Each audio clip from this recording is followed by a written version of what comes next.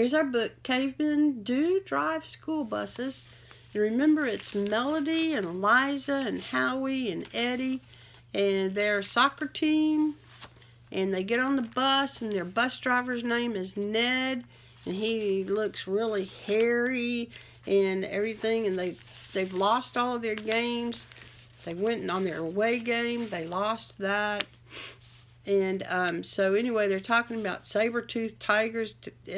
Ted was talking about saber-toothed tigers, and they were having an argument, and they said, oh, only cavemen would do that. And so Liza looked at the bus driver and said, he does have crazy hair like a caveman. So there we go. Now we're talking about cave art. That's chapter 5. Liza shut her eyes to take a nap. She leaned her head back. Most of the other kids were busy talking to one another, except Eddie. He sang a loud song. 99 bottles of pop on the wall, 99 bottles of pop. Take one down and pass it around, 98 bottles of pop on the wall.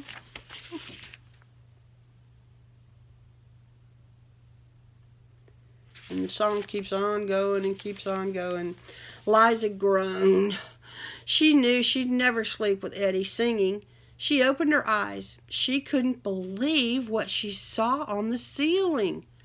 Liza tugged on Melody's arm. Look at those, she said. Liza pointed to pictures on the ceiling. They looked like chalk cartoons. One picture had people running all around. Next to that were pictures of people jumping. The last picture showed a pile of people on the ground.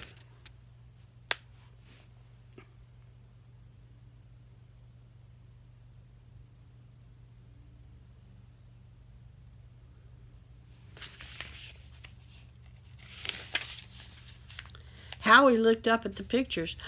They look like hieroglyphics from the ancient Egypt, or maybe cave paintings by early cavemen. Eddie stopped singing and stared at Howie. How do you know about cave art? Howie held up his book. I read, he said. Well, Eddie grabbed for the book, but Howie knew his friend. He pulled it away just in time. As the two boys wrestled with the book, Liza looked at the strange drawings. Then she looked at Ned. Cave drawings? Liza said to herself. Can it really be true?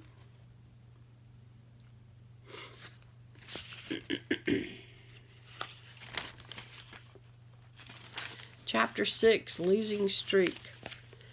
We're on a streak, Eddie said. A losing streak, Liza said. It was true. Their team still hadn't won a single game. They were waiting for the bus to take them to their second away game. Eddie grinned. That means we're the #1 losing team, he said. Well, Liza nodded sadly. Maybe if their coach wasn't still sick, they could win.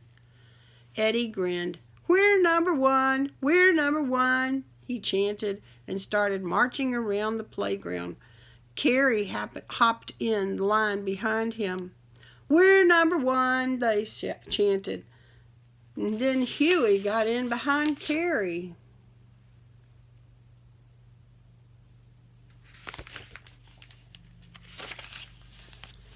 Soon the entire team was marching behind Eddie except for Liza, Melody, and Howie. Liza sat on the ground and sighed. She didn't want to be #1 at losing. Wait, Liza said. We need to talk about how we can win. But the team marched away. We'll never win if we don't work together, Liza said. At least they're marching together, Melody said. Here's the bus, Liza called to the rest of the team. Eddie came to a sudden stop. Wham! Huey fell into Eddie, and bam! Carrie stumbled onto Huey, and splat! Soon there was no line at all. Instead, there was just a big pile of kids on the ground.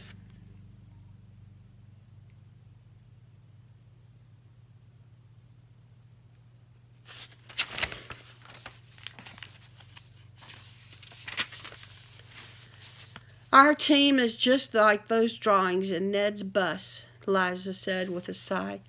What do you mean? Howie asked. Liza, sorry. Liza sat up straighter. Don't you remember? She said. Nobody worked together in that drawing. They all ended up in a big pile, just like our team. Liza looked at her clipboard. She knew she could help the team if she could just get them to listen. But how?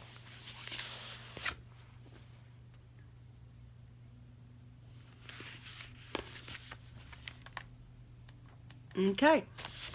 Well, I wonder how she's going to do it. We'll have to read tomorrow.